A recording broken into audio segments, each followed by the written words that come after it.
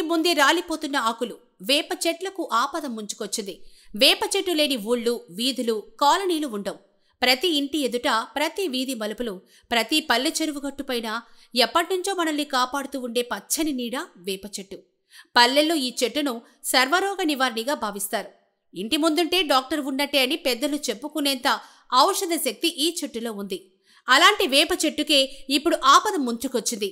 వేప చెట్టుకు తెగుళ్లు సోకవని, దాదాపు ఎప్పుడు ఆరోగ్యంగానే పెరుగుతుందని ప్రజల్లో అభిప్రాయం ఉంది. సాధారణంగా వేప చెట్లకు శిశిర ఋతువులో అంటే ఫిబ్రవరి, మార్చి నెలల్లో మధ్యలో ఆకులు రాలిపోతాయి. ఆ తర్వాత వేసవి ప్రారంభ సమయంలో కొత్త చిగుర్లు వస్తాయి. అయితే ఇటీవల కొద్ది రోజులుగా నెల్లూరు జిల్లా పొదలకూరులో వేప చెట్లకు ఆకులు రాలిపోతున్నాయి. కొమ్మలు ఎండిపోతున్నాయి. తెగుళ్లు సోకి 3 నెలల్లోనే చెట్టు మొత్తం మోడుబారే అవకాశం ఉందని శాస్త్రవేత్తలు చెప్తున్నారు. రాత్రుల సమయంలో టీ మాస్కిటో బగ్ అనే కీటకం విజృంభించి వేప చెట్టు ఆకు కణజాలంలోని రసాన్ని పీల్చి పిప్పి చేస్తోందని, దీనివల్ల ఆకులు రాలిపోతాయని అంటున్నారు. డైబ్యాక్ అనే తెగులు వల్ల ఆకులు రాలి కొమ్మలు ఎండిపోయే అవకాశం ఉందని వివరిస్తున్నారు. మనకు నీడనిచ్చే వేప చెట్లే ఇప్పుడు మన సహాయం కోరుతున్నట్లున్నాయి.